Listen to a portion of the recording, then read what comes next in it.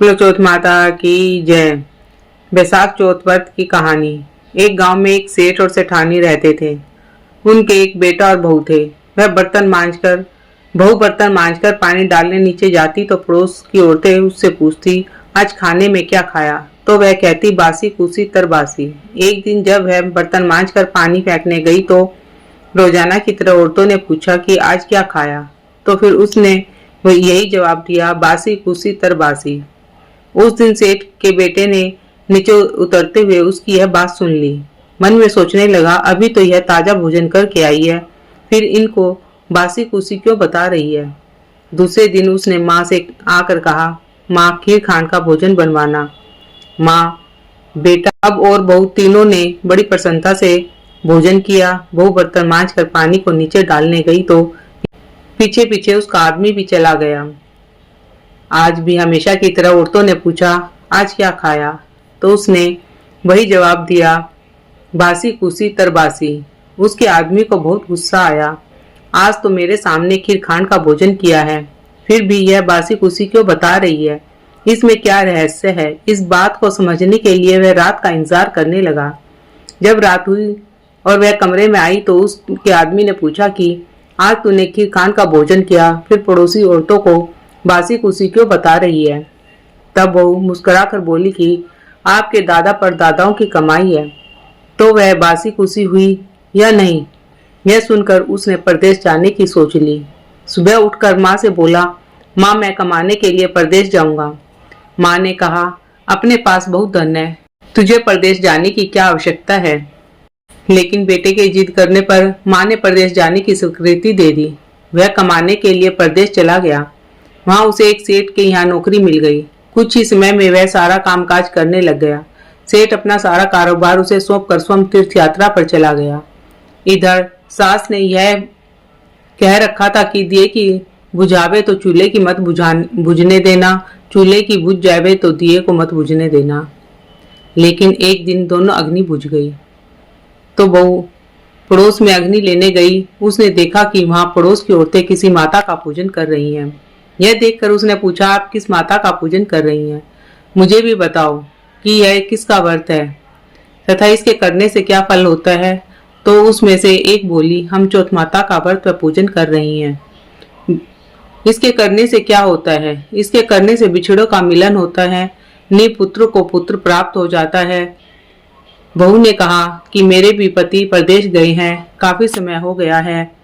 मैं भी चौथ माता का व्रत करना चाहती हूँ, लेकिन मेरी सास मुझे बाहर आने ही नहीं देती। तब मुझे कैसे पता लगेगा कि चौथ कब है? इस पर औरतों ने कहा कि तुम रोजाना एक डिबिया में गेहूं का दाना रखती जाना। जिस दिन 30 दाने पूरे हो जावे उसी दिन व्रत रख के शाम को चौथ माता की पूजा करके चंद्रमा को अर्घ देकर फिर खाना खा लेना। साहूकार की बहू कहे अनुसार व्रत करने लग गई। व्रत करते करते काफी समय बीत गया तो चौथ माता ने सोचा कि यदि इसकी नहीं सुनी तो अपने को कोई नहीं पूछेगा। तब चौथ माता ने साहूकार के बेटे को सपने में जाकर कहा कि सरकार का बेटा सो रहा है या जाग रहा है। उसने कहा, न सो रहा हूँ न जाग रहा हूँ, चिंता में पड़ा हूँ। इस पर चौथ माता ने कहा कि अब चिंता छोड़ दो और घर जाकर सबकी सुध ले। उसने कहा कि मैं कैसे जाऊं, मेरा कारोबार बहुत फैला हुआ है। तब चौथ माता बोली, सुबह उठकर नहा धोकर दुकान पर जा, चौथ विनायक जी का नाम ले और घी का दीपक जलाना, तेरा सारा काम सुलझ जाएगा। सुबह उसने वैसा ही किया। देखते देखते सारा हिसाब किताब हो गया और उसने घर की राह पकड़ ली। रास्ते में एक सांप जा रहा था तो उसने सांप को सिसकार दिया। सांप ने गुस्से में आकर कहा कि मैं तो अपने मुक्ति पाने जा रहा था, तूने बाधा डाल दी, अब मैं तुझे डसूंगा। इस पर साहूकार के बेटे ने कहा कि मैं 12 साल से अपने पत्नी और माँ से नहीं मिला, उनसे मिलने जा रहा था। तब सांप बोला कि तू घर जाकर पलंग पर सो जाएगा। तब उसने कहा कि मैं अपनी औरत की चोटी नीचे लटका दूंगा, तो उस पर चढ़कर आ जाना। घर पहुंचा तो वह उदास था। बेटा कुछ बोला नहीं, लेकिन उसकी औरत होशियार थी। सब बात पता करके उसने कमरे की एक सीढ़ी पर दूध, दूसरी पर चूरमा, बालू, रेत, इत्र, फूल आदि 7 सीढ़ियों में 7 वस्तु रख दी। आधी रात को फुफकारता हुआ सांप आया और सभी वस्तुओं का आनंद लेकर खुश हुआ। लेकिन वचनों से बंधा हुआ था, सो डसना तो था ही। चौथ विधायक जी ने सोचा कि इसकी रक्षा नहीं की तो कलयुग में अपने को कौन पूजेगा। चौथ माता तलवार बनी, विधायक जी ढाल बने। जैसे ही सांप डसने लगा तो उसे मार दिया। साहूकार के बेटे को नींद नहीं आ रही थी। सांप के मरते ही उसने अपनी पत्नी को उठाया और चौपड़ खेलने लगा। सुबह देर तक बेटा बहू उठे नहीं तो माँ ने कहा, बेटा तो थका मांदा था परंतु बहू भी नहीं उठी।